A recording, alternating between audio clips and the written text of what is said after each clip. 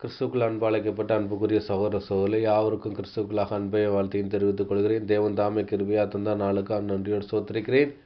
நம்மளுடைய யூடியூப் சேனலில் ஃபாலோ பண்ணுற சகோதர சகோதரிகளுக்கு அன்பை நல்வாழ்த்துக்கள்.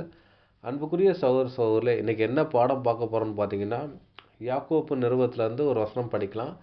படிச்சுட்டு அந்த வசனத்தை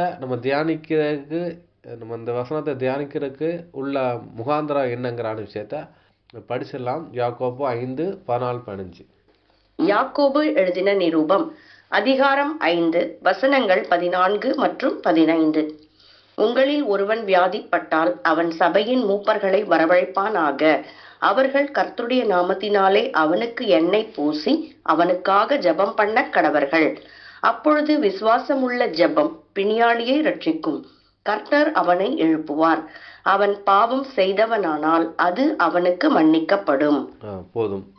இப்போ பார்த்தீங்கன்னா இந்த வசனத்தை நம்ம ஸ்பெசிஃபிக்காக ஏன் எடுத்து நம்ம தியானித்தோம் பார்த்தீங்கன்னா, ஒரு சகோதரிட்ட நான் பேசிகிட்டு இருக்க முச்சில் அவங்க வேதமானவர் தான். அவங்க என்ன சொன்னாங்கன்னா, இந்த வசனம் சேர்க்கப்பட்ட வசனமாமே அப்படின்னு சொல்லி அவங்க சொன்னாங்க. சொல்லிவிட்டு அதை விட்டுட்டாங்க. அதோடைய விளக்கம் கொடுக்கறதுக்காகத்தான் என்ன பண்ணுறோம் பார்த்தீங்கன்னா, அந்த வசனத்தை எடுத்து நம்ம தியானிக்க போகிறோம். அப்போ வேத வசனம் என்ன சொல்லுதுன்னா, இந்த வேத வசனம் இப்போ 66 புஸ்தகம் இருக்குது நம்மள்கிட்ட. அந்த 66 புஸ்தகமுமே நம்ம கரெக்டான புஸ்தகம் தான். இதில் எந்த வசனமும் சேர்க்கப்பட்ட வசனம் கிடையாது. ஏன்னா வெளிப்படுத்தல் அப்படி தான் போட்டிருக்கு. இதில் எதையுமே கூட்டவும் கூடாது, குறைக்கவும் கூடாதுன்னு இருக்கு. அதுக்கப்புறம் நீதிமொழியில் இந்த மாதிரி வசனங்கள்லாம் இருக்குது. அதனால் இந்த வசனம் சேர்க்கப்பட்ட வசனம் இல்லை. இன்னொரு விஷயம் என்னன்னு பார்த்தீங்கன்னா, ஒரு வசனம் சொல்லப்படுற வசனம் அதுக்கு ஜோடி வசனம் இருக்கும். அப்படி தானே? அப்படி தான், அதான் ரியாலிட்டி. எப்படியும் நம்மள்கிட்ட பார்த்தீங்கன்னா ஒரு செருப்பு இருக்குது. அது ஜோடி செருப்பு இருந்தால் தான் அதை உபயோகப்படுத்த முடியும், இல்லாட்டினா உபயோகப்படுத்த முடியாது. அப்படி தானே? அதே மாதிரி காதில் கம்மல் போடுவாங்க லேடிஸ், அது அந்த ஜோடி இருந்தால் தான் அதை பயன்படுத்த முடியும். அப்படி தானே? அதே மாதிரி பார்த்தீங்கன்னா சிலதுகளை ஜோடி இல்லாமல் பயன்படுத்த முடியாது. அதே மாதிரி வேத வசனங்களும் ஜோடி வசனங்கள் இருக்கும். ஒரு வசனத்தை இன்னொரு வசனம் மேற்கோள் காட்டி அது உண்மைங்கிறதான விஷயத்த ப்ரூவ் பண்ணும். அதுதான் என்ன செய்யணும் பார்த்தீங்கன்னா, நம்மளை அதை உண்மைத்தன்மை என்னங்கிறது நம்மளுக்கு புரிய வைக்கும். அதே மாதிரி பார்த்தீங்கன்னா இந்த வசனம் சேர்க்கப்பட்ட வசனமாங்கிறான விஷயத்தை பார்க்கும்படியாக அந்த உண்மைத்தன்மை அறியும்படியாக இதை நிச்சயப்புறம் இந்த வேத வசனத்தை நம்ம இதை பார்க்க போகிறோம். ஒரு வியாதிப்பட்டிருக்காரு ஒரு சபை விசுவாசி. அப்போ அவர் வியாதிப்பட்டதை பார்த்துட்டு சபை மூப்பர்கள் பார்த்தீங்கன்னா இங்கே அவங்களுக்கு எண்ணெய் பூசி ஜெபம் பண்ணுறாங்க. அதுக்கப்புறம் பார்த்தீங்கன்னா அவர் பாவம் செய்தமானால் அவர் பாவம் மன்னிக்கப்படுறோங்கிற விஷயத்தை அவர் சொல்லப்படுதுன்னு பார்க்கும். அதுக்கப்புறம் கர்த்தர் அவரை எழுப்புவார் அப்படின்னு பார்த்தீங்கன்னா, அவர் மரணத்துக்கு ஏதுவான ஒரு கண்டிஷனில் இருக்கிறாரு. இப்போ சபை மூப்பர் அந்த எண்ணெய் பூசுகிறாங்க. எண்ணெய் பூசினதுக்கப்புறம் பார்த்தீங்கன்னா அவர் எந்திக்கிறாரு அப்படிங்கிற விஷயத்த அந்த வேதவசனம் அவங்களுக்கு நினைப்பூட்டு விதமாக இருக்குன்னு பார்க்கும். அப்போ இதோட ஜோடி வசனம் இதோடைய உண்மைத்தன்மை என்னங்கிற விஷயத்த பார்க்க போகிறோம். இது இந்த மாதிரி பண்ணியிருக்காங்களா அப்படிங்கிற விஷயத்த பார்க்க போகிறோம். பழைய ஏற்பாட்டு முறையில் உள்ள அந்த காரியத்தை தான் புதிய ஏற்பாட்டு முறையில் அந்த எண்ணெய் பூத்துற அந்த சடங்கை பண்ணியிருக்காங்கன்னு பார்க்கும். இது ஆசாரியர்கள் செய்கிற ஒரு விஷயம். ஒருத்தன் பாவம் செய்ய முச்சில் அவன் பாவம் செய்கிறான். அவன் குற்ற நிவாரணம் பலியாக அவன் பலி செலுத்துறதுக்காக வரான். அதாவது பாவம் செய்கிற மீன்ஸ் என்னென்னா, ஒருத்தன் நியாயப்பிரமாணத்துக்கு அகைன்ஸ்டாக பாவம் செய்கிறான். அதுதான் ஒரு விஷயம். அது குற்ற நிவாரண பலியாக அங்கே கொண்டாடுறோம். சட்டத்தை மீறது குற்றமாகும். அப்படி குற்ற நிவாரண பலி அங்கே செலுத்த வரமுச்சில் பார்த்தீங்கன்னா இந்த எண்ணெய் எந்த ஒரு விஷயங்கள்லாம் அங்கே சொல்லப்பட்டிருக்கும். அதன் அடிப்படையில் பார்த்தீங்கன்னா பின்னாடி அதை செய்கிறான்னு பார்க்கும். அதே மாதிரி பார்த்தீங்கன்னா இயேசு கிறிஸ்து காலத்துலேயும் அற்புத அடையாளம் செய்யும் போச்சுலையும் இந்த எண்ணெய் பயன்படுத்தியிருக்கு அப்படின்னு பார்க்குறோம். இன்னொரு விஷயம் என்னன்னா, அதான் பாவத்திலேருந்து மீட்டதுக்கு அடையாளமாக அங்கே ஆசாரியன் பாவ நிவர்த்தி பண்ணும் போச்சுல எண்ணெய் அவர்களுக்கு காதுகள், கை பெருவரல், கால் பெருவரல், அதுக்கப்புறம் தலையெல்லாம் எண்ணெய் பூசுவார். அப்படி பூசி அனுப்பிச்சாரு. அது பிராயச்சித்தம் பண்ணுறாரு. அதன் அடிப்படையில் பார்த்தீங்கன்னா புதிய ஏற்பாட்டில் பண்ணியிருக்காங்கன்னு சொல்லப்படுது. நம்ம புதிய ஏற்பாட்டிலேயே இந்த ஒரு ஜோடி வசனத்தை பார்த்துட்டு பழைய ஏற்பாடுடைய அந்த சடங்காச்சாரத்தையும் அதனுடைய ஜோடி வசனத்தோடைய அந்த பொருளைங்கிறான விஷயத்த பார்க்க போகிறோம். புதிய ஏற்பாட்டில் படிச்சிடலாம். மார்க்கு சுவிசேஷம் 6ஆம் அதிகாரம் 13ஆம் வசனம். மார்க்கு எழுதின சுவிசேஷம் அதிகாரம் 6 வசனம் 13. அநேகம் பிசாசுகளை துரத்தி அநேகம் நோயாளிகளை எண்ணெய் பூசி சொஸ்தமாக்கினார்கள். அப்போ பார்த்தீங்கன்னா இங்கே பிசாசை துரத்துறது அநேக நோயாளிகளை எண்ணெய் பூசி சுத்தமாக்கிறார்கள். அப்போ பார்த்தீங்கன்னா அவங்க வியாதியாக இருக்கிறவங்களுக்கு அவங்க டெலிவரன்ஸ் ஆகி போனதுக்கப்புறம் அவனை போகிறாங்க எண்ணெய் பூசி சுத்தமாக்கியிருக்கான்னு பார்க்கணும். இதை தான் பின்னாடி சபைகளில் வந்துட்டு பார்த்தீங்கன்னா யார் வியாதிப்பட்டிருக்காங்களோ வியாதியிலேருந்து மீண்டு வர மூச்சில் அவங்களுக்கு எண்ணெய் பூசி அவங்க சுத்தமாக்குறாங்க. இந்த எண்ணெய் பூசுத சடங்கு பழைய ஏற்பாட்டில் இருக்குது. அதை கூட நம்ம படிச்சிடலாம். லேவியாகமம் 14ஆம் அதிகாரம் 12 முதல் 20 வசனம் வரைக்கும் படிச்சிடலாம். லேவியராகமம் அதிகாரம் 14 வசனங்கள் 12 முதல் 20 வரை. பின்பு ஆசாரியன் ஒரு ஆட்டுக்குட்டியை பிடித்து அதையும் அந்த ஆழாக்கு எண்ணெயையும் குற்ற நிவாரண பலியாக கொண்டு வந்து கர்த்தருடைய சன்னதியில் அசைவாட்டும் பலியாக அசைவாட்டி பாவ நிவாரண பலியும் சர்வாங்க தகன பலியும் இடும் பரிசுத்த ஸ்தலத்திலே அந்த ஆட்டுக்குட்டியை கொல்லக்கடவன். குற்ற நிவாரண பலி பாவ நிவாரண பலியைப் போல ஆசாரியனுக்கு உரியது. அது மகா பரிசுத்தமானது.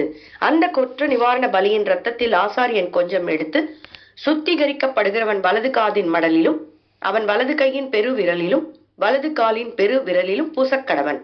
பின்பு ஆசாரியன் அந்த ஆழாக்கு எண்ணெயில் கொஞ்சம் தன் இடது கையில் வார்த்து தன் இடது கையில் உள்ள எண்ணெயில் தன் வலது கையின் விரலில் தோய்த்து தன் விரலினால் 7 தரம் அந்த எண்ணெயில் எடுத்து கர்த்தருடைய சன்னதியில் தெளித்து தன் உள்ளங்கையில் இருக்கும் மீதியான எண்ணெயிலே கொஞ்சம் எடுத்து சுத்திகரிக்கப்படுகிறவன் வலது காதின் மடலிலும் அவன் வலது கையின் பெரு விரலிலும் வலது காலின் பெரு விரலிலும் முந்தி பூசி இருக்கிற குற்ற நிவாரண பலியினுடைய இரத்தத்தின் மேல் பூசி தன் உள்ளங்கையில் இருக்கிற மீதியான எண்ணெயை சுத்திகரிக்கப்படுகிறவன் தலையிலே வார்த்து கர்த்தருடைய சன்னதியில் அவனுக்காக பாவ நிவர்த்தி செய்ய கடவன்.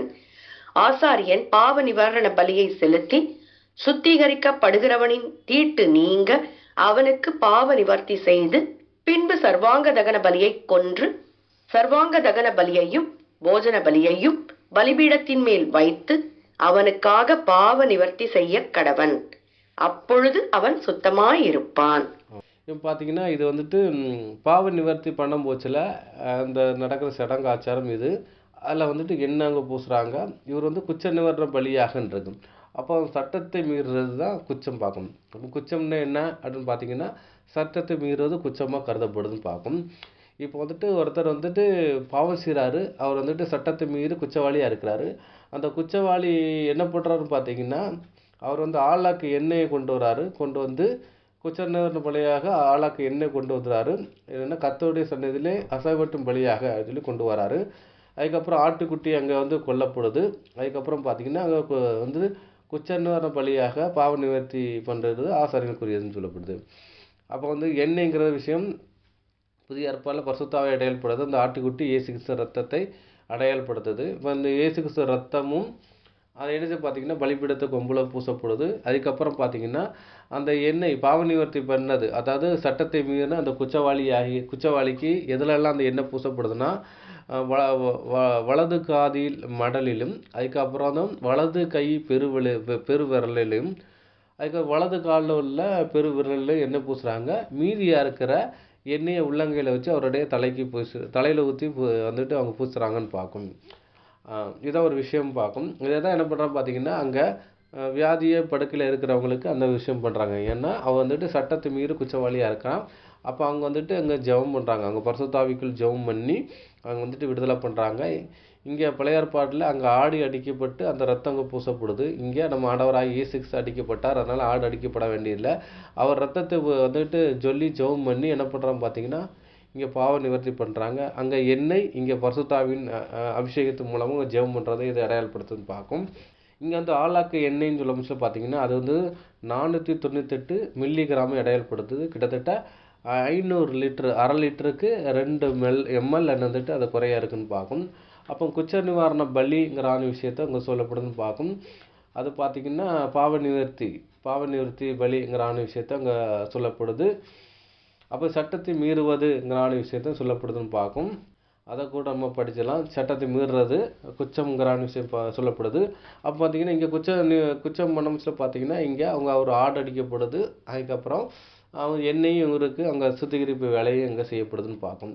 அதே மாதிரி அங்கே புதிய ஏற்பாடில் அங்கே ஆட்டுக்குட்டி நம்ம ஆண்டவராக இயேசு கிறிஸ்து. அதுக்கப்புறம் பாவ நிவர்த்தி சுத்திகரிக்கப்படுற விஷயம் எண்ணெய்ங்கிறது பரிசுத்தாவி அதை அடையாளப்படுத்துன்னு பார்க்கும். அது ஒளிவு எண்ணெயாக இருக்குங்கிற விஷயத்தை அங்கே சொல்லப்படுதுன்னு பார்க்கும். அதுக்கப்புறம் படிச்சிடலாம். லேவியாகமம் 4ஆம் அதிகாரம் 27 to 31 வசனம் வரை படிச்சலாம். லேவியராகமம் அதிகாரம் 4 வசனங்கள் 27 முதல் 31 வரை. சாதாரண ஜனங்களில் ஒருவன் அறியாமையினால் கர்த்தரின் கட்டளைகளில் யாதொன்றை மீறி செய்யத்தகாததை செய்து பாவத்துக்குட்பட்ட குற்றவாளியானால், தான் செய்தது பாவம் என்று தனக்கு தெரிய வரும்போது, அவன் தான் செய்த பாவத்தின் நிமித்தம் வெள்ளாடுகளில் பழுதற்ற ஒரு பெண் குட்டியை பலியாக கொண்டு வந்து பாவ நிவாரண பலியின் தலையின் மேல் தன் கையை வைத்து சர்வாங்க தகன பலியிடும் இடத்தில் அந்த பாவ நிவாரண பலியை கொல்லக்கடவன். அப்பொழுது ஆசாரியன் அதன் இரத்தத்தில் கொஞ்சம் தன் விரலால் எடுத்து தகன பலிபீடத்து கொம்புகளின் மேல் பூசி மற்ற இரத்தமெல்லாம் பலிபீடத்தின் அடியிலே ஊற்றிவிட்டு, சமாதான பலியிலிருந்து கொழுப்பை எடுப்பது போல அதன் கொழுப்பு முழுவதையும் எடுத்து ஆசாரியன் பலிபீடத்தின் மேல் கர்த்தருக்கு சுகந்த வாசனையாக தகனித்து இவ்வண்ணமாய் அவனுக்கு பாவ நிவர்த்தி செய்ய கடவன். அப்பொழுது அது அவனுக்கு மன்னிக்கப்படும். அப்போ பார்த்தா இங்கே பாவ நிவர்த்தி அப்படின்னு பார்த்தீங்கன்னா, சாதாரண ஜனங்கள் ஒருவன் அறியாமையினாலே கர்த்தருடைய யாதொரு கட்டளையில் மீறி அப்படின்றது, கர்த்தருடைய கட்டளைகளில் யாதொரு மீறி செய்யத்தக்கதாக செய்து பாவத்துக்கு உட்பட்ட குற்றவாளி ஆனால். தெரியாமல் தப்பு பண்ணுவாங்க, தெரிஞ்சு தப்பு பண்ணுவாங்க. அப்படி பண்ண முச்சில் பார்த்தீங்கன்னா அங்கே ஆட்டுக்குட்டியை கொண்டு வந்து பாவ நிவர்த்தி பண்ணுறாங்க. அப்போ பார்த்தீங்கன்னா அவன் வந்துட்டு பாவ நிவர்த்தி பண்ண முச்சில் பார்த்தீங்கன்னா அவனுடைய பாவம் நிவர்த்திப்படுது. அங்கே ஆட்டுக்குட்டி ரத்தம் சிந்தப்படுது. ரெண்டாவது பார்த்தீங்கன்னா தான் பாவம் செஞ்சுட்டேன்னு சொல்லி அவன் ஒத்துக்கொண்டு வரம்புச்சில் பார்த்தீங்கன்னா இந்த காரியங்கள் அங்கே நிவர்த்தி ஆகுதுன்னு பார்க்கும். அதே மாதிரி புதிய ஏற்பாட்டில் நான் வந்துட்டு பாவம் செஞ்சுட்டேன்னு சொல்லி ஒத்துக்கொண்டு அங்கே வந்து இயேசு கிறிஸ்துட்ட வரம்புச்சில் அங்கே நிவர்த்தி ஆகுது. அதனால தான் அந்த படுக்கையில் இருக்கிற அந்த மனிதர் வந்துட்டு தான் பாவம் செஞ்சுட்டே அப்படின்னு சொல்லி அது ஒத்துக்கொண்டு தனக்காக வேண்டுதல் செய்கிறதுக்காக மூப்பர்கள் அழைக்கப்படுறாங்க. அழைக்கப்பட்டு வந்ததுக்கப்புறம் அவர் வந்துட்டு எண்ணெய் பூசி அவங்க பரிசுத்தாவிக்குள் ஜெபம் பண்ணதுக்கப்புறம் பார்த்தீங்கன்னா அவருடைய பாவங்கள் அங்கே மன்னிக்கப்படுது. அப்போ பழைய ஏற்பாட்டில் பார்த்தீங்கன்னா பாவ நிவர்த்தி பண்ணும்படியாக ஆடும் அங்கே வந்து எண்ணெயும் அங்கே தேவைப்படுது.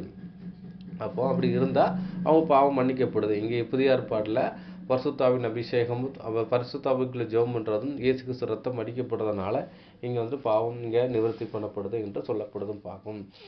அப்போ வந்துட்டு சட்டத்தை மீறுறது வந்துட்டு பார்த்தீங்கன்னா, அதாவது என்ன பண்ணுறதுன்னா அது வந்துட்டு நியாயப்பிரமாணத்தை கனவீனப்படுத்துறது. அந்த கனவீனப்படுத்துறதுனால அவங்களுக்கு வந்துட்டு என்ன பண்ணுறாங்கன்னா பாவ நிவர்த்தி பண்ண வேண்டியதாக இருக்குன்னு பார்க்கும். அதை கூட நம்ம படிச்சிடலாம். ரோமர் 2ஆம் அதிகாரம் 23ஆம் வசனம். ரோமருக்கு எழுதின நிருபம் அதிகாரம் 2 வசனம் 23. நியாயப்பிரமாணத்தை குறித்து மேன்மை பாராட்டுகிற நீ நியாயப்பிரமாணத்தை மீறி நடந்து தேவனை கனவீனம் பண்ணலாமா? அப்போ வந்துட்டு நியாயப்பிரமாணத்தை வந்துட்டு மீறி நடக்கிறது வந்துட்டு பார்த்தீங்கன்னா தேவனை கனவீனப்படுத்துறதுக்கு சமமாக இருக்குன்னு பார்க்கும். அப்போ வந்துட்டு அங்கே நியாயப்பிரமாணம் கொடுத்துருக்காரு. நியாயப்பிரமாணத்துக்கு மீறி அவன் வந்துட்டு பாவம் செய்ய போச்சில், அந்த பாவத்துக்கு உட்பட்ட போச்சில் அது நியாயப்பிரமாணத்தை கனவீனப்படுத்துகிற விதமாக இருக்குன்னு பார்க்கணும். அதே மாதிரி நீங்கள் புதிய ஏற்பாட்டில் வரமுச்சில் பார்த்தீங்கன்னா அங்கே கிறிஸ்துவின் உபதேசத்தை கேட்டு அதன்படி வாழாமல் அதுக்கு ஆப்போசிட்டாக நம்ம ஜீவிக்கும் போச்சில் அங்கே பாவத்துக்கு உட்பட்டாக இருப்போம். அந்த பாவத்தின் பலனாக என்ன செய்வது, வியாதி வரும். அந்த வியாதி மரணத்துக்கு ஏதுவான வியாதி வருது. அந்த வியாதி வரும்போச்சில் நம்ம வந்துட்டு பாவத்தை அறிக்கைக்கிட்டு நம்மளும் அறிக்கையிடலாம். அதுக்கப்புறம் பார்த்தீங்கன்னா சபை மூப்பர்களோ இல்லை சபை ஜனங்கள் வந்து நமக்காக வேண்டுதல் செய்யும் போச்சில் பாவ நிவர்த்தி ஆகப்படுது என்று சொல்லப்படுது. அப்போ வந்துட்டு பாவ நிவர்த்தி ஏற்படும் போச்சில் நம்ம வந்து எண்ணெய் பூசணுமா அப்படின்னு பார்த்தீங்கன்னா இங்கே எண்ணெய்ங்கிற விஷயம் இங்கே பரிசுத்தாவிக்குள் ஜெபம் பண்ணுற விஷயம் தான் சொல்லப்படுது. அது எழுத்துப்பூர்வமாக எண்ணெய் கிடையாது. ஆக்சுவலி பார்த்தீங்கன்னா அங்கே எழுத்துப்பூர்வமாகவும் எண்ணெய் பூசிருக்காங்க. அவருடைய விசுவாசத்துக்கு உறுதுணையாகவும் நியாயப்பிரமாணத்தில் இருந்ததுனால அவர் ஏற்கனவே நியாயப்பிரமாணத்தின்படி அவர் என்ன செஞ்சிருக்கார், பலி செஞ்சிருப்பார், குற்ற நிவாரண பலியாக அங்கே செஞ்சிருப்பார். அப்போ அங்கே என்ன பூசை போட்டுருக்கு. அதன் அடிப்படையில் இங்கே வந்துட்டு அந்த ஞான அர்த்தத்தில் அவங்களுக்கு மன்னிக்கப்பட்டிருக்காக அங்கே செய்யப்பட்ட ஒரு அடையாள சடங்காக இருந்தது தவிர, இப்போ வந்துட்டு ஒருத்தர் வியாதிப்பட்டிருக்காரு போய் எண்ணெய் பூசணும்னா அவசியம் இல்லை, பூசினாலும் தவறு இல்லைன்னு பார்ப்போம். ஏதோ ஒரு விஷயம் மறுபடியும் என்ன செய்யலாம் பார்த்தீங்கன்னா அந்த வசனத்தை யாக்கோப்பு 14-15 தான் படித்தோம். ஆனால் யாக்கோப்பு 5:13-16 வசனங்களை படிச்சிங்கன்னா இன்னும் ரொம்ப டீட்டெயில்ஸாக புரியும். ஏன்னா அந்த வியாதி பலனத்தோடு இருக்கிறவர் வந்துட்டு சட்டத்தை மீறுறாரு, அவர் குற்றவாளியாக இருக்கிறாரு. அதுக்கப்புறம் பார்த்தீங்கன்னா இவருக்கு ஜெபம் பண்ணதுக்கப்புறம் பார்த்தீங்கன்னா அவருக்கு ஒரு டெலிவரன்ஸ் ஆகுதுன்னு சொல்லப்படுது. படிச்சலாம். யாக்கோப்பு 5 13 முதல் 16 வசனம் வரை படிச்சலாம். யாக்கோபு எழுதின நிருபம் அதிகாரம் 5 வசனங்கள் 13 முதல் 16 வரை. உங்களில் ஒருவன் துன்பப்பட்டால் ஜெபம் பண்ண கடவன். ஒருவன் மகிழ்ச்சியாய் இருந்தால் சங்கீதம் பாடக் கடவன். உங்களில் ஒருவன் வியாதிப்பட்டால் அவன் சபையின் மூப்பர்களை வரவழைப்பானாக. அவர்கள் கர்த்தருடைய நாமத்தினாலே அவனுக்கு எண்ணெய் பூசி அவனுக்காக ஜெபம் பண்ண கடவர்கள். அப்பொழுது விசுவாசமுள்ள ஜெபம் பிணியாளியை ரட்சிக்கும். கர்த்தர் அவனை எழுப்புவார். அவன் பாவம் செய்தவனானால் அது அவனுக்கு மன்னிக்கப்படும். நீங்கள் சொஸ்தமடையும் படிக்கு உங்கள் குற்றங்களை ஒருவருக்கொருவர் அறிக்கையிட்டு ஒருவருக்காக ஒருவர் ஜெபம் பண்ணுங்கள். நீதிமான் செய்யும் ஊக்கமான வேண்டுதல் மிகவும் பலனுள்ளதாய் இருக்கிறது. அப்போ இங்க பண்ண விஷயம் என்னன்னு பார்த்தீங்கன்னா, அவர் குற்றம் பண்ணியிருக்காரு. அப்போ சட்டத்தை மீறினாலும் குற்றமா கருதப்படுதுன்னு பார்க்கும். அப்போ இந்த பிணியாளி என்ன பண்றா பார்த்தீங்கன்னா, ஏதோ கிறிஸ்துவின் உபதேசத்துக்கும் நியாயப்பிரமாண சட்டத்துக்கும் என்ன செய்றாரு, அவர் மீறி இருக்காரு. நியாயப்பிரமாண சட்டம் மீன்ஸ் என்ன, கிறிஸ்துவின் பிரமாணம் தான் நமக்கு. நியாயப்பிரமாணம்னா நியாயமான பிரமாணம்னு சொல்லப்படுதுன்னு பார்க்கும். அதனால பார்த்தீங்கன்னா, இந்த வியாதிப்பட்டு இருக்கிற அந்த மனுஷன் அவர் குற்றவாளியா இருக்கிற காரணம் சட்டத்தை மீறுறது. அப்போ பார்த்தீங்கன்னா, கிறிஸ்துவின் பிரமாண சட்டத்தை மீறுறது, அது நியாயப்பிரமாண சட்டத்தை மீறுறது. இப்படி மீறுறதுனால பார்த்தீங்கன்னா, அவர் குற்றவாளியா இருக்கிறான்னு பார்க்கும். இப்போ விசுவாசம் உள்ள ஜெபம், அதாவது பார்த்தீங்கன்னா ப்ரேயர் பண்ணுறதுக்கு ஒரு விசுவாசம் இருக்கணும். ரெண்டாவது பார்த்தீங்கன்னா, அந்த வியாதி பலகீனத்தோடு இருக்கிறவரும் தான் செய்த பாவத்தை ஒத்துக்கொண்டு அவர் மன்னிப்பு கேட்குற விஷயத்தை அடையாளப்படுத்துது. அப்படி பண்ண பட்சத்தில் பார்த்தீங்கன்னா, அவர் ரட்சிக்கப்படுறார். தூக்கி எடுக்கப்படுறார். அதுக்கப்புறம் ரட்சிக்கப்படுறாருன்னா மறுபடியும் அவன் ரட்சிப்பு பூர்ணமாக்கப்படுது. அப்போ ஒருத்தன் தவறு செய்து அவன் பாவத்துக்குள்ள போகும்போது பார்த்தீங்கன்னா, அவன் ரட்சிப்பை இழந்து போகிற ஒரு கண்டிஷனில் இருக்கான்னு பார்க்கும். அப்போ நான் ஞானஸ்நானம் எடுத்துக்கிட்டு தொடர்ந்து பாவத்துக்குள்ளே இருக்கேன் என்று சொல்லிக்கிட்டு இருந்தா, அவன் எதுக்குள்ளே இருக்கான்னு பார்த்தீங்கன்னா, ரட்சிப்புக்கு அபாத்திரமாக இருக்கான். ரட்சிப்புங்கிற விஷயம் அவன்கிட்ட இல்லை. அவன்னா ரட்சிப்புன்னா தூக்கி எடுக்கிறது. அந்த தூக்கி எடுக்கிறது, பாவத்துலேருந்து தூக்கி எடுக்கிற இதுலேருந்து போய் அவன் எங்கே போகிறான்னு பார்த்தீங்கன்னா, படும் பாதாள குழியில் போகிறான். அது கீழான நிலவரத்துக்குள்ளே போகாத ஒரு அடையாளப்படுத்துன்னு பார்க்கும். அப்போ சட்டத்தை மீறது பாவம். அதனால ஒரு குற்றவாளியாக இருக்கிறார். அதனால சபை மூப்பர்கள் அவங்க ஜெபம் பண்ணி அவங்க பழைய ஏற்பாட்டில் நிலான சம்பவத்தை அங்கே செஞ்சு எண்ணெய் பூசுறதுனால அவருடைய விசுவாசத்தை வர்த்திக்க பண்ணுறதுக்காக அந்த காரியங்கள் அங்கே செய்தார் என்று சொல்லப்படுதுன்னு பார்க்கும். அப்போ புதிய ஏற்பாடில் பார்த்தீங்கன்னா, பழைய ஏற்பாடு நியாயப்பிரமாணத்தை மீறது பாவம். புதிய ஏற்பாடில் கிறிஸ்துவின் உபதேசத்தை மீறது ஒரு பாவமாக கருதப்படுதுன்னு சொல்லிட்டு சொல்லப்படுது. அது கூட படிச்சிடலாம். 2 யோவான் 1 அதிகாரம் 9 வசனம். யோவான் எழுதின 2 நிருபம் வசனம் 9. கிறிஸ்துவின் உபதேசத்திலே நிலைத்திராமல் மீறி நடக்கிற எவனும் தேவனை உடையவன் அல்ல. கிறிஸ்துவின் உபதேசத்தில் நிலைத்திருக்கிறவனோ பிதாவையும் குமாரனையும் உடையவன். அப்போ கிறிஸ்துவின் உபதேசத்திலே நிலைத்திராமல் மீறி நடக்கிற எவனும் தேவனை உடையவன் அல்ல. கிறிஸ்துவின் உபதேசத்தில் நிலைத்திராமல் பிதாவையும் குமார உடையவன் அல்லன்னு இருக்கு. அப்போ ரோமரில் நம்ம படிக்கும் பட்சத்தில் பார்த்தீங்கன்னா, தேவனை கனவீனப்படுத்துறது என்னென்னா, நியாயப்பிரமாணத்தை மீறி நடக்கிறத கனவீனப்படுத்துறது. அதேமாதிரி கிறிஸ்துவின் உபதேசத்தை நிலைத்திராதவன் பார்த்தீங்கன்னா, அவன் தேவனை என்ன உடையவனு கிடையாது. அவன் தேவனை கனவீனப்படுத்துகிறவனாக தான் இருக்க முடியும்னு பார்க்கும். அப்போ கிறிஸ்துவின் உபதேசம் கேட்டு அதன்படி வாழ்ந்தால் தான் தேவனை கனப்படுத்துகிற ஒரு விஷயமா அங்கே காணப்படுத்துறது என்று சொல்லப்படுது பார்க்கும். அடுத்தபடி அன்புக்குரிய சகோதரர்களே, அப்போ எண்ணெய் பூசிங்கிறான விஷயம் சொல்லப்படுது. அதில் பார்த்தீங்கன்னா 4 இடத்துல எண்ணெய் பூசுகிறாங்க. ஒன்று வலது காதின் மடலிலும் அப்படின்னு பார்த்தா காது மடலிலும். அதுக்கப்புறம் பார்த்தீங்கன்னா வலது கை பெருவிரலில் தம்ஸ், அதாவது பெருவிரலை இது பண்ணுறாங்க, எண்ணெய் பூசுகிறாங்க. அதுக்கப்புறம் வலது கால் பெருவிரலிலும். அதுக்கப்புறம் தலையில் எண்ணெய் வார்த்தை என்று சொல்லப்பட்டிருக்கு. அதுக்கப்புறம் பார்த்தீங்கன்னா 7 தரம் தெளித்து கர்த்தருடைய சன்னதியிலே அப்படின்னு சொல்லப்படுதுன்னு பார்க்கும். அப்போ 7 தரம்ங்கிறது விஷயம் என்னென்னா, அது பரிபூர்ணத்தை அடையாளப்படுத்துது. 7ங்கிற விஷயம் எதை எடுத்துன்னு பார்த்தீங்கன்னா, அது ராஜ்யத்தை கூட அடையாளப்படுத்துது. ராஜ்யத்தில் இதே மாதிரி எல்லாருடைய பாவங்களும் மன்னிக்கப்படுங்கிற விஷயத்தை அடையாளப்படுத்துது பார்க்கும். ஏதோ ஒரு 7ங்கிறது அடையாளப்படுத்துது. 7ங்கிறது பூரணத்தை அடையாளப்படுத்துது. அது எல்லாருடைய பாவத்தையும் சர்வ லோகத்தினுடைய பாவத்தையும் மன்னிக்கிற காரியம் எப்போன்னா, அதாவது 7வது நாள் சொல்லப்பட்ட ராஜ்யத்தில் மன்னிக்கிற ஒரு விஷயத்தை அடையாளப்படுறது தான். அது ஒரு ஞானார்த்தமாக அங்கே செய்யப்பட்ட ஒரு விஷயமா இருக்குன்னு பார்க்கும். 7ஆம் சபை காலத்தில் இருக்க நம்மளுக்கு கூட அதை பொருந்துற ஒரு காரியமாக இருக்குன்னு பார்க்கும். வலதுங்கிற விஷயம் என்னென்னா, பயிற்சி செய்தல். இப்போ வலது கையை நம்ம நினச்சிவோம் பயிற்சி பண்ணி எதாவது பண்ணியிருப்போம். வலது கால். இப்போ ஒரு இடத்துக்கு போனால் வலது காலில் தான் எடுப்போம். ஏன்னா அந்த வலது காலையும் அந்த வலது கையையும் நம்ம என்ன செய்வோம், பயிற்சி செஞ்சுருப்போம். அப்படி தானே. அதே மாதிரி பார்த்தீங்கன்னா நம்ம வந்து கிறிஸ்துவின் உபதேசத்தில் நம்ம பயிற்சி பண்ணியிருப்போம் பார்க்கும்.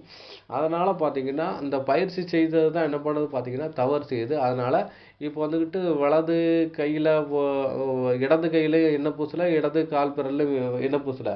ஆனால் வலது கைக்கும் வலது காலில் தான் அந்த மாதிரி விஷயம் பண்ணுது.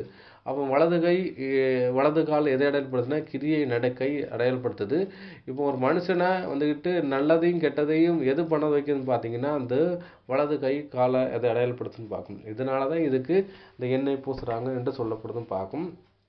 அதான் யோனாவில் சொல்ல முச்சில் பார்த்தீங்கன்னா வலது கைக்கும் இடது கைக்கும் வித்தியாசம் இல்லாத ஜனங்கள் அப்படின்ட்டு சொல்லப்படுது. அப்போ வலது கை இடது கைங்கிறது விஷயம்னா நல்லது கெட்டதுங்கிறான விஷயத்த சொல்லப்படுது. அப்போ வந்துட்டு இந்த சரீரத்தை வந்துட்டு நல்லது கெட்டதை முடிவெடுக்கிறது எதுவும் பார்த்தீங்கன்னா அந்த வலது கை இந்த வலது கால் தான் அந்த விஷயத்தை அடையாளப்படுத்துது. அதனால தான் என்ன பண்ண பார்த்தீங்கன்னா அதுக்கு எண்ணெய் பூசுகிற அந்த சடங்கு அங்கே நடைபெறுத்துதுன்னு பார்க்கும். அது கூட படிச்சலாம். யோனா 4ஆம் அதிகாரம் 11ஆம் வசனம். யோனாவின் புஸ்தகம் அதிகாரம் 4 வசனம் 11. வலது கைக்கும் இடது கைக்கும் வித்தியாசம் அறியாத 1,20,000 பேருக்கு அதிகமான மனுஷரும் அநேக மிருக ஜீவன்களும் இருக்கிற மகா நகரமாகிய நினிவேக்காக நான் பரிதவியாமல் இருப்பேனா என்றார். அப்போ வலது கைக்கு இடது கைக்குன்னா அது நல்லது கெட்டதுங்கிறான விஷயம் சொல்லப்படுது. வலது கை என்ன செய்யும் இடது கை என்ன செய்யும் நமக்கு தெரியும். அதை தான் சொல்கிறாங்க. இடது கையை கெட்டதுக்கும் வலது கையை நன்மைக்கும் இதான ஒரு காரியத்தை தான் அங்கே சொல்லப்படுதுன்னு பார்க்கும். அடுத்தபடி அன்புக்குரிய சகோதரர்களே, இந்த வலது கையை கொடுத்து நம்ம ஆண்டவராக இயேசு கிறிஸ்து கூட சொல்லியிருக்காரு, உனக்கு இந்த வலது கை இடல அதாவது பாவம் செய்யறதுக்கு இடல இருந்துச்சுன்னா, அதாவது வலது கை வந்துட்டு உனக்கு எரிநேரத்துக்கு கொண்டு போகிற விஷயமா இருந்துச்சுன்னா அதை தரித்து போடு. ஏன்னா பரலோக ராஜ்யத்துக்கு போக முடியாதபடி உனக்கு இந்த வலது கை வந்துட்டு உன்னோட கிரியை வந்துக்கிட்டு தவறாக இருந்தால் தரித்து போடுங்கிறான் விஷயம் சொல்கிறார். தரித்து போடணும், அதை கட் பண்ணி விடுங்கிறான் விஷயம் சொல்கிறான்னு பார்க்கும். அதை கூட படிச்சலாம். மத்தேயு 5ஆம் அதிகாரம் 30ஆம் வசனம். மத்தேயு எழுதின சுவிசேஷம் அதிகாரம் 5 வசனம் 30. உன் வலது கை உனக்கு இடறல் உண்டாக்கினால் அதை தரித்திருந்து போடு. உன் சரீரம் முழுவதும் நரகத்தில் தள்ளப்படுவதை பார்க்கிலும் உன் அவயங்களில் ஒன்று கெட்டுப் போவது உனக்கு நலமாயிருக்கும். அப்போ அவயத்தை கெட்டு புகழ வைக்கிறவும் நலமான வைக்கிறதுக்கும் எதுதான் வந்துக்கிட்டு காரியமாக இருக்குன்னு பார்த்தீங்கன்னா அந்த வலது கை அந்த வலது கால் பார்க்கும். அதனால தான் உனது வலது கை உனக்கு இடர்ல உண்டாலால் அது என்ன எடுத்தது எரிந்து போடு, தரித்து போடு அப்படின்னா கட் பண்ணிடு அப்படின்ட்டார். அப்போ எழுத்துப்பூர்வமாக கட் பண்ணுறதுனா அப்படி கிடையாது. அதை வந்துட்டு பார்த்தீங்கன்னா அதை அந்த அந்த தொடர்பை துண்டித்து கொள்ளுங்கிற விஷயத்த அவர் சொல்கிறாருன்னு பார்க்கும். அப்போ வலது கையில் ஏன் அந்த மாதிரி எண்ணெய் பூசுகிறாங்கன்னா முதல்ல உன் கிரியை சரிப்படுத்திக்கோ அப்படிங்கிற சொல்கிறதுக்காக தான் அங்கே சொல்கிறது. அங்கே அந்த எண்ணெய் பூசுகிற சடங்கு நடந்துச்சு. அதே மாதிரி புதிய ஏற்பாட்டிலையும் அந்த எண்ணெய் பூசுறது அப்படின்னு விஷயம்னா எண்ணெய் பூசினாங்க என்று சொல்லப்பட்டிருக்கு. அதை எங்கெல்லாம் பூசியிருப்பாங்கன்னு தெரியாது. ஆனால் இந்த மாதிரி பூசுறதுக்கு ஒரு வாய்ப்பு இருக்குங்கிற விஷயம் சொல்லப்படுதுன்னு பார்க்கும். அதுக்கப்புறம் பார்த்தீங்கன்னா அந்த வலது கையை பார்த்தாச்சு. அப்போ எண்ணெய்ங்கிறான விஷயத்தை என்னன்னு பார்க்க போகிறோம். அது கூட படிச்சிடலாம். சங்கீதம் 141ஆம் சங்கீதம் 5ஆம் வசனம். சங்கீதங்களின் புஸ்தகம் அதிகாரம் 141 வசனம் 5. நீதிமான் என்னை தயவாய் குட்டி என்னை கடிந்து கொள்ளட்டும். அது என் தலைக்கு எண்ணெயைப் போல் இருக்கும். என் தலை அதை அல்ல தட்டுவதில்லை.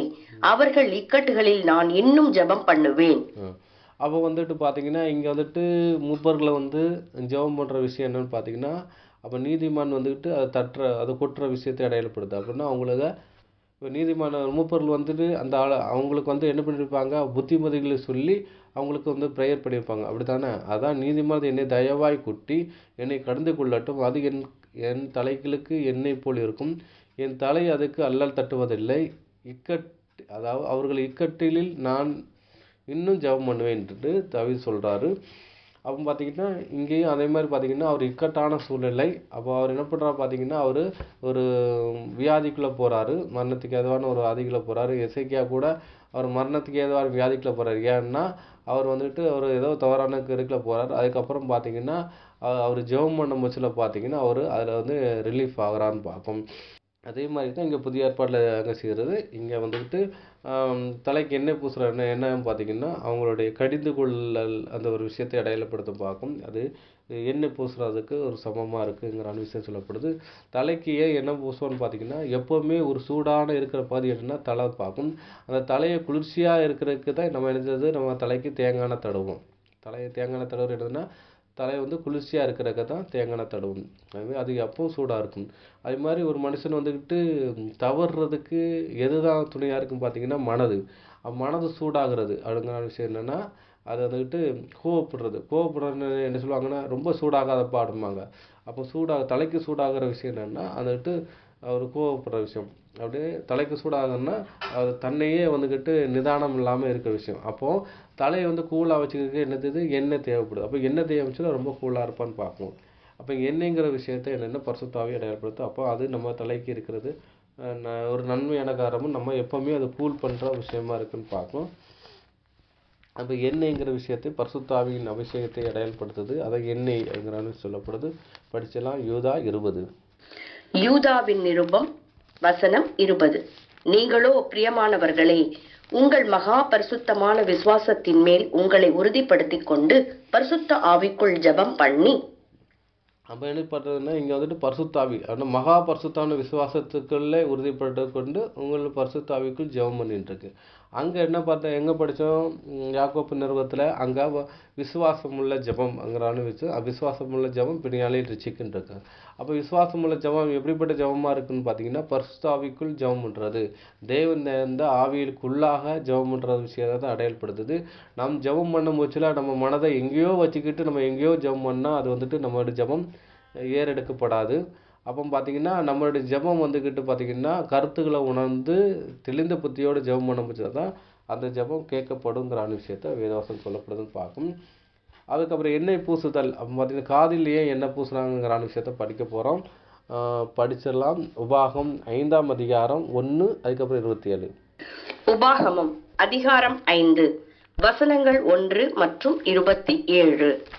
மோசே இஸ்ரவேலர் எல்லாரையும் அழைப்பித்து அவர்களை நோக்கி, இஸ்ரவேலரே, நான் இன்று உங்கள் காதுகள் கேட்க சொல்லும் கட்டளைகளையும் நியாயங்களையும் கேளுங்கள். நீங்கள் அவைகளின்படியே செய்யும்படிக்கு அவைகளை கற்று கைக்கொள்ள கடவீர்கள். நீரே சமீபித்து போய் நம்முடைய தேவனாகிய கர்த்தர் சொல்வதையெல்லாம் கேட்டு நம்முடைய தேவனாகிய கர்த்தர் சொல்லுவதையெல்லாம் நீரே எங்களுக்கு சொல்ல வேண்டும். நாங்கள் கேட்டு அதன்படியே செய்வோம் என்றீர்கள். அப்போ மோசே வந்துட்டு தேவனுடைய கட்டளை வாங்கிட்டு வராரு. அவர் தான் கேட்குறாரு. கேட்டதை அவர் வந்து ஜனங்கிட்ட சொல்கிறாரு. அவங்க என்ன செய்கிறாங்கன்னு பார்த்தீங்கன்னா காதார கேட்குறாங்க. கேட்டுட்டு அதன்படி செய்வோங்கிற விஷயத்தை அவர் சொல்கிறான்னு பார்க்கணும். இங்கே பாவ நிவர்த்தி பண்ண முச்சில் பார்த்தீங்கன்னா ஏன் அந்த வந்துக்கிட்டு வலது காதில் வச்சாங்கன்னா அது என்ன வச்சாங்கன்னா அவங்க நியாயப்பிரமாண கட்டளையை அவங்க தனிப்பட்ட விதத்தில் அவங்க கையில் வாங்கி படிக்கலை. ஒவ்வொருத்தரும் காதால் வாங்கி கேட்டு நாங்கள் அதன்படி நடப்போங்கிற விஷயத்தை அவங்க சொன்னாங்கன்னு பார்க்கணும். அதனால் இப்போ நியாயப்பிரமாண சட்டத்தை மீறி அவங்க குற்றவாளியாக இருக்க மூச்சில் பார்த்தீங்கன்னா அவங்களுக்கு வந்துட்டு நினச்சிட்டாங்க மறுபடியும் என்ன நினைப்பூட்டுற விதமாக அவங்க வந்துட்டு கேட்டதான சத்தியத்தின்படி மறுபடியும் ஜீவிக்கும்படியாக இங்கே என்னங்கிற விஷயத்தை அங்கே வந்து அடையாளமாக பூசினாங்க பார்க்கணும். அதே மாதிரி புதிய ஏற்பாட்டில் கேட்டதான சத்தியத்தை நம்ம அங்கே பார்த்து இங்கே எப்படின்னா வேத வசனம் எப்படி எழுதப்பட்டிருக்குன்னா ஆவியும் ஜீவனமும் எழுதப்பட்டிருக்குன்னு பார்க்கணும். பரிசுத்த ஆவிக்குள் எழுதப்பட்டது. அந்த பரிசுத்த ஆவிக்கு எழுதப்பட்ட அந்த பரிசுத்த மனுஷனால் எழுதப்பட்ட அந்த வேத புஸ்தகத்தை நம்ம படிக்கும் போச்சுலையும் கேட்கும் போச்சுலையும் அது காதல் பாயுது. அப்போ பாயும் போச்சில் பார்த்தீங்கன்னா அதை கேட்டு நம்மளுடைய ஜீவத்தை அபியாசப்படுத்தி ஒரு பரிசுத்தமான வாழ்க்கை வாழணும். வாழாத பட்சத்தில் நம்ம நினச்சிடுவோம் நம்ம வந்துட்டு நம்ம நரஹாக்கிங்கன்னா கீழானவர் நிலவரத்தில் போகிறத அடையாளப்படுத்துது. அப்போ வலது காலில் ஏன் என்ன பூசினாங்கன்னா அவங்க நியாயப்பிரமாண புஸ்தகத்தை கேட்டாங்க, செய்வோன்னு சொன்னாங்க. ஆனால் அதுக்கு ஆப்போசிட்டாக மாறுறாங்க. இப்போ அவங்கள செய்யும்படியாக அங்கே எங்கே பாவ நிவர்த்தி பண்ணுறதுன்னா காதலையும் அது எண்ணெய் பூசி அங்கே பாவ நிவர்த்தி பண்ணுறாங்கங்கிற விஷயத்தை அங்கே சொல்லப்படுதுன்னு பார்க்கும். அதுக்கப்புறம் படிச்சிடலாம். மத்தேயு 11ஆம் அதிகாரம் 15ஆம் வசனம். மத்தேயு எழுதின சுவிசேஷம் அதிகாரம் 11 வசனம் 15. கேட்கிறதற்கு காதுள்ளவன் கேட்க கடவன் என்றார். அப்போ இயேசு கிறிஸ்து அநேக சத்தியங்கள் பேசி முடிஞ்சதுக்கு அப்புறம் என்ன சொல்றாரு? கேட்க காதுள்ளவன் கேட்கப்படும் என்றார். அப்போன்னா காதுள்ளவன் அவனுக்கு செவிடாக இருந்தால் அவன் காதில் போகாது. அப்போ உனக்கு நல்லா காது கேட்கனா கேட்டு வச்சுக்கோ. ஏன்னா அந்த சத்தியத்தை கேட்டு தான் வாழணுங்கிற விஷயத்தை சொல்கிறான்னு பார்க்கலாம். அப்போது காதில் வாங்கிக்கிற விஷயம் என்னென்னா சத்தியத்தை உள்வாங்கி ஜீவிக்கிறத அடையாளப்படுத்துது. அப்போ காதில் என்ன பூசுறது? கேட்டதான சத்தியத்துக்கு ஜீவிக்காதபடி இருந்ததுனால அங்கே காதலையும் இங்கே ஒரு என்னென்னா ஒரு பாவ நிவர்த்தி பண்ணுற ஒரு அடையாளத்தை தான் எண்ணெய் பூசுறது அங்கே நடந்துச்சுன்னு பார்க்கணும். அப்போ வலது பெருவிரலின்னு சொல்கிறது என்னென்னா நம்ம நினைச்சிடும் கை நாட்டு பண்ணுறோம். அப்போ கையெழுத்து கை நாட்டு எதை அடையாளப்படுத்துன்னு பார்த்தீங்கன்னா கையெழுத்து கொடுக்கறது அப்படின்னா அதை வந்துட்டு ஒரு சரீரத்தையே ஆளுகை பண்ணுற விஷயம் எதுன்னு பார்த்தீங்கன்னா இந்த கை நாட்டு, அதாவது நம்ம தம்ஸ் விரலை அடையாளப்படுத்துது, அதாவது வலது கை பெருவிரலை அடையாளப்படுத்துதுன்னு பார்க்கும். இன்றைக்கி உள்ள நிலவரத்தில் பார்த்தீங்கன்னா ஆதாருடைய அந்த இது ஆதாரில் பார்த்தீங்கன்னா பெருவிரல ரேகையாக தான் நம்ம வந்துட்டு ஒரு ஆதாரமாக கொடுப்போம். இன்றைக்கி செல்ஃபோனில் நம்மளுடைய செல்ஃபோனை ஓப்பன் பண்ணுறதுக்கு நம்ம பெருவிரல ரேகையை பயன்படுத்த ஓப்பன் பண்ணுறோம். அப்போ வந்துட்டு நம்மளோட சரீரத்தையும் நம்ம ஐடி ப்ரூஃபையும் ஓப்பன் பண்ணுறது எதுன்னு பார்த்தீங்கன்னா இந்த பெருவிரல்னு பார்க்கும். எது அந்த வலது கையில் பெருவிரல்னு பார்க்கும். அப்போது இது என்னது ஒரு ஆளுகை தன்மை இதை அடையாளப்படுத்துன்னு பார்க்கும். அப்போ சரீரத்தை எது ஆளுகை பண்ணுது பார்த்தீங்கன்னா இந்த வலது கை ஆளுகை பண்ணுதுங்கிற விஷயத்தை பார்க்கும். ஒருத்தரை பார்த்து ஜெயிச்சிட்டேன்னு சொல்ல முடிச்சுட்டு பார்த்தீங்கன்னா இப்படி கையை வச்சு காமிப்போம். அப்படி ஏன் காமிச்சோன்னா ஜெயிக்கிற விஷயம். அப்போ வலது கை தம்ஸ்அப் பண்ணி காப்போம். அவன் வெற்றிக்கு அடையாளமாக பார்க்கும். அப்போ ஒருத்தனை வெற்றியின் பாதைக்கு கொண்டு போகிறதுக்கும் ஒரு அழிவின் பாதைக்கு கொண்டு போகிறதுக்கும் எது தான் வந்துட்டு ஒரு இதாக இருக்குன்னு பார்த்தீங்கன்னா வலது கைன்னு பார்க்கும். அந்த பெருவிரல் பார்த்தீங்கன்னா நம்ம வேலை செய்கிறதுக்கு பெரும்பங்கு உதவிகரமாக இருக்கிறது எதுன்னு பார்த்தீங்கன்னா இந்த ஆள்காட்டி விரலும் இந்த பெருவிரலும் இருக்கிற பார்க்கலாம். நம்மளுடைய தலையெழுத்தை நிர்ணயம் பண்ணுற எதுன்னு பார்த்தீங்கன்னா அந்த பெருவிரல்னு பார்க்கணும். அதனால தான் பார்த்தீங்கன்னா அங்கே பாவ நிவர்த்தி பண்ண முச்சில் அந்த பெருவிரலில் அந்த எண்ணெய் பூசுனாங்கிற விஷயத்தை அங்கே சொல்லப்படுறது பார்க்கும்.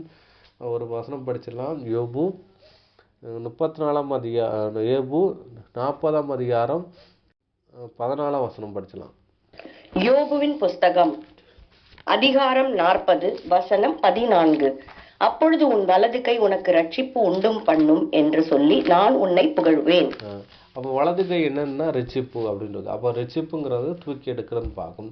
ஒருத்தன் வந்துட்டு உழையாத சேத்துல வந்துட்டு உள்ளே விழுந்துட்டான்னா அப்போ நான் தூக்கணும்னா அவன் எந்த கையை தான் முதல்ல தூக்குவான்? வலது கை. அப்போ வலது கையை வச்சு தூக்கி எழுத முடியும். அப்போ வலது கை ரட்சிப்பு அப்படிங்கிற விஷயம் எதை அடையாளப்படுத்துன்னா நம்மளை வந்துட்டு தேவன் மீண்டெடுத்தது அடையாளப்படுத்துது. அப்போ நம்ம வந்துட்டு ஒரு மீட்புக்குள்ளே இருக்கணும் அப்படின்னு பார்த்தீங்கன்னா அந்த வலது கை இந்த கிரியை வந்துக்கிட்டு தேவனுக்கு ஒரு பிரியமான ஒரு கிரியையை செஞ்சால் தான் நம்ம என்ன செய்கிறோம்? தேவனுடைய ரட்சிப்புக்குள்ளே இருக்கிறதுக்கு ஒரு அர்த்தமாக ஒரு காணப்படுதுன்னு பார்க்கும். அடுத்தபடியாக படிச்சிடலாம். 2 தெசலோனிக்கேயர் 2ஆம் அதிகாரம் 14ஆம் வசனம். தெசலோனிக்கேயருக்கு எழுதின 2ஆம் நிருபம் அதிகாரம் 2 வசனம் 14. நீங்கள் நம்முடைய கர்த்தராகிய இயேசு கிறிஸ்துவின் மகிமையை அடையும் பொருட்டாக எங்கள் சுவிசேஷத்தினாலே அந்த ரட்சிப்புக்கு அவர் உங்களை அழைத்தார்.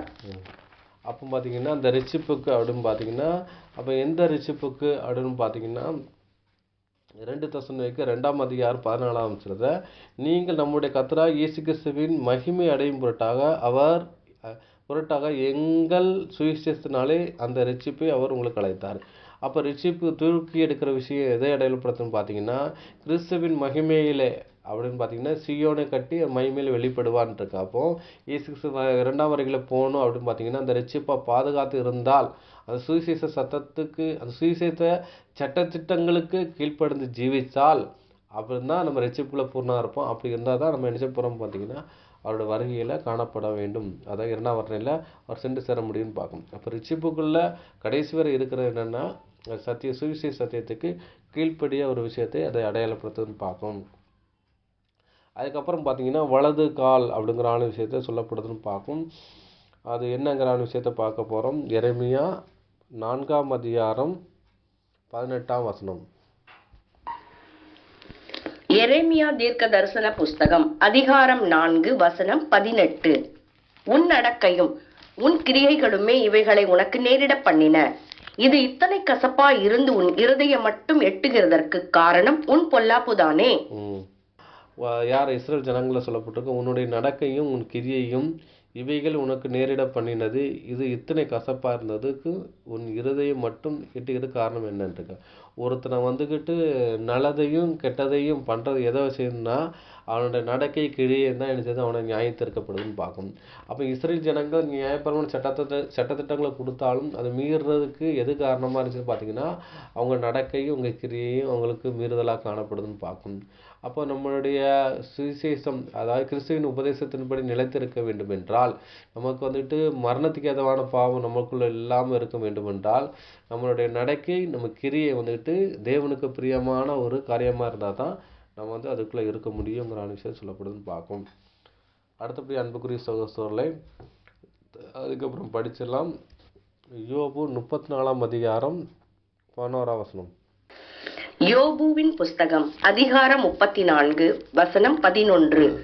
மனுஷனுடைய செய்கைக்கு தக்கதை அவனுக்கு சரிகட்டி அவனவன் நடக்கைக்கு தக்கதாக அவனவனுக்கு பலன் அளிக்கிறார். அப்போ மனுஷனுடைய செய்கைக்கு தக்கதாக நினைச்சாரு அவருக்கு சரி கட்டி அவன் நடக்கைக்கு தக்கதாக பலன் அளிக்கிறார். அதான் நீங்கள் வெளிப்படுத்த சுவிசேஷத்தில் படிச்சீங்கன்னா அவனவன் கிரியைக்கு தக்க பலன் அளிப்பாருங்கிற விஷயம் சொல்லப்படுதுன்னு பார்க்கும்.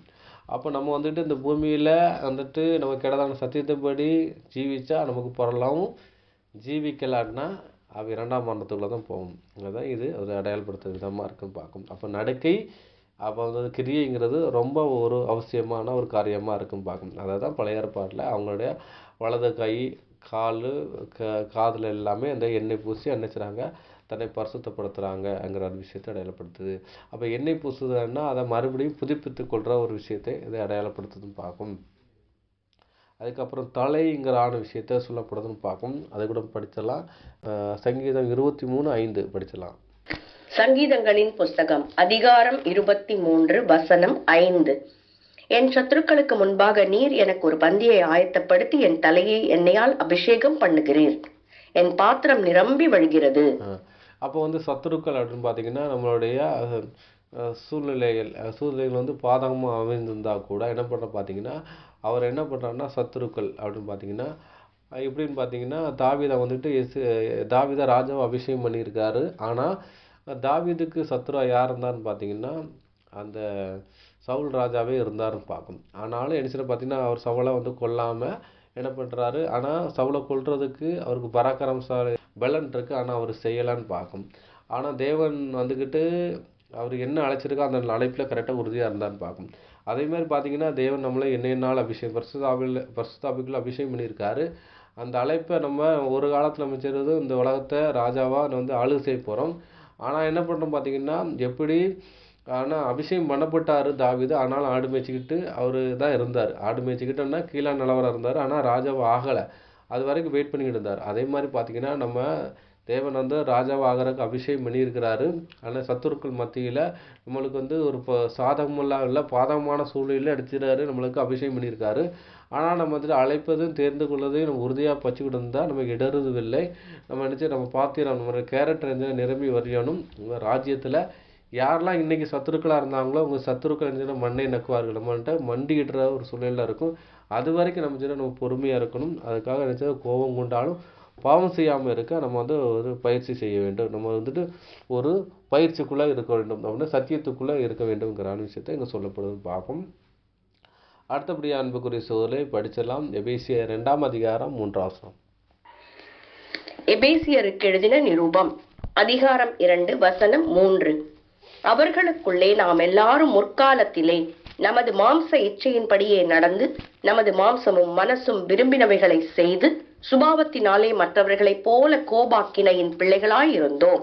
அப்போ மனசு மாமிசம் செய்கிறபடியாக இருந்தோம். அப்போ மனசு மாமிசங்கிற விஷயம் என்னென்னா மனசு எங்கே இருக்குது, தலையில் இருக்குன்னு பார்க்கும். தலையை தான் மனதுன்னு சொல்லிட்டு மனது மூளை அடையாளப்படுத்துது. அது என்ன செய்யுதுன்னு பார்த்தீங்கன்னா நம்மளுக்கு வந்துட்டு மனசு மாமிசம் படி என்ன செய்யுது இருக்குதுங்கிற விஷயம் சொல்ல போகிறோம். நமது மாமிச இச்சையின்படி நடந்து நமது மாமிசமும் மனசும் விரும்பினபடி செய்து சுவாபத்தின் போல மச்சையில் கோபாய்க்கு பிள்ளையாக இருந்தோம். அப்போ மனசும் மாமிசமும் வந்துக்கிட்டு மனசு தான் நம்மளோட மாமிச சரீரத்தை வந்துட்டு ஆளு செய்யுது. அது வந்துட்டு கிளியராக இருந்தாலே நம்மளோட செய்கை வந்துட்டு பரிசுத்தமாக இருக்கும். நமது மனது வந்துக்கிட்டு மாம்ச கிரியத்தோட அசுத்தமாக இருந்தால் நம்ம சரீரத்தை அது கெட்டு போயிடும் பார்க்கும்.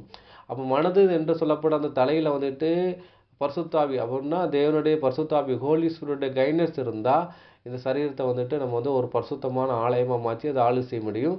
நம்ம மனதில் வந்துக்கிட்டு அசுத்தம் அப்படி இருந்துச்சுன்னு வைங்களேன், நம்ம சரீரத்தை வந்துட்டு அது கெட்டுச்சுவராகி நாச்சம் எடுக்கிற சூழ்நிலை மாறி போயிரும் பார்க்கும். அப்போ அந்த மனதில் பரிசுத்தாவின் அபிஷேகம் என்னையினால் அபிஷேகம் பண்ணால் தான் அது வந்துட்டு நம்மளை வந்துட்டு மறுரூபம் ஆகிற வேலைக்கு அங்கே கொண்டு போகும் பார்க்கும். கடைசியாக ஒரு வசனம் படித்து முடிச்சிடலாம். 1 பேதுரு 1ஆம் அதிகாரம் 13ஆம் வசனம் படிச்சிடலாம். பேதுரு எழுதின முதலாம் நிருபம் அதிகாரம் 1 வசனம் 13. ஆகையால் நீங்கள் உங்கள் மனதின் அறையை கட்டிக்கொண்டு தெளிந்த புத்தி உள்ளவர்களாயிருந்து இயேசு கிறிஸ்து வெளிப்படும் போது உங்களுக்கு அளிக்கப்படும் கிருபையின் மேல் பூரண நம்பிக்கை உள்ளவர்களாயிருங்கள். உங்கள் மனதின் அறையை கட்டி கொண்டிருக்கு. அப்போ மனதின் அறை அப்படின்னு பார்த்தீங்கன்னா, அறைங்கிற விஷயம் எதை ஏற்படுத்தும்? சரீரத்தின்னு பாதிங்கிறது இடுப்பு. இடுப்பு அறை. அறைன்னு நிர்வாணம். அதாவது இடுப்பு கீழே உள்ளது அறை என்று சொல்லுவோம். அது கீழே நிர்வாணம் என்று சொல்லப்படுது. அவன் பார்த்தீங்கன்னா, மனதின் அறையை கட்டிக்கொண்டு அப்படின்னா, மனதில் இருக்கிற விஷயத்த வந்து மற்றபடி பார்க்காதபடி, அது வெளியேறாங்க மனதில் பட்ட விஷயத்த அப்படி வெளியேறாமல் செய்கிறது அது பாவமாயிரும். அதை வந்துட்டு அறையை கட்டிக்கொண்டு மனதில் வந்து தவறான எண்ணங்கள் வரும். அந்த எண்ணத்தை வந்து செயல்படுத்தக்கூடாது. அதையே கட்டி காக்க வேண்டும். நல்லது எது கெட்டது என்று பகுத்து ஆராய்ந்து அதன்படி ஜீவிச்சாதான் நம்ம வந்து ஒரு பரிசுத்தமான ஒரு வாழ்க்கை வாழ்றதுக்கு அர்த்தமாக இருக்கும். அந்த வாழ்க்கை வாழ்ந்தால் தான் அந்த வாழ்க்கையை நம்ம எங்கே கொண்டு போய் சேர்க்கப்படும்னா பரலோக ராஜ்யத்தில் கொண்டு சேர்க்கப்படும் பார்க்கும். அதுதான் ஒரு விஷயம் சொல்லப்படுது. அப்போ ஒரு பரிசுத்தமான வாழ்க்கை வாழ்கிறதுக்கு மனது ஒரு இம்பார்ட்டண்ட்டாக இருக்குன்னு பார்க்கணும். அதனால் அன்புக்குரிய சகோதரர்களே, நம்ம இன்னைக்கு என்ன பாடம் பார்த்தோன்னு பார்த்தீங்கன்னா, எண்ணெய் பூசி ஜெபம் பண்ணுதல்ங்கிற விஷயத்தை நம்ம படித்தோம். யாக்கோப்பு 5ஆம் அதிகாரம் 14 இருந்து இந்த வசனம் படித்தோம். 13 16 வசனம் படித்தோம். இது வந்து சேர்க்கப்பட்ட வசனம் கிடையாது. பழைய ஏற்பாட்டில் நடந்த சம்பவத்தை பேஸ் பண்ணி அவங்க வாழ்க்கையில் நடந்த ஒரு ப்ராக்டிக்ஸை நம்ம அடையாளப்படுத்துது. இது வந்துட்டு ஜோடி வசனம் இருந்துச்சு, எல்லாம் பார்த்து முடித்தோம். அப்போ வந்துட்டு அங்கே எண்ணெய் பூசுகிற விஷயம் என்ன பார்த்தீங்கன்னா, அது வந்துக்கிட்டு அவங்க செய்த ஒரு சடங்காச்சாரம். அது புதிய ஏற்பாட்டில் பார்த்தீங்கன்னா அது பரிசுத்தான அபிஷேகமும் அது அடையாளப்படுது. அது ஆவிக்குரியத்தோடு நிதானித்துக் கொள்ளணும் என்று சொல்லப்படுது. நம்ம அவங்க பண்ண அந்த சடங்காச்சாரத்தை நம்ம ஆவிக்குரியவனாக இருந்து ஆவிக்குரியத்தை சம்மந்தப்படுத்தி அதை பார்த்து இந்த பாடத்தை முடிச்சுட்டோம் பார்க்கும். இதான் ஒரு விஷயம். இனி வர காலத்தில் வேற ஒரு பாயிண்டோட நம்ம பார்த்து இந்த காரியங்களை பார்த்து முடிக்கலாம் பார்க்கும். இவனோடு பெருமையோடு கேட்டவங்களே தேவன் தாமே ஆசீர்வதிப்பாராக. ஆமென்.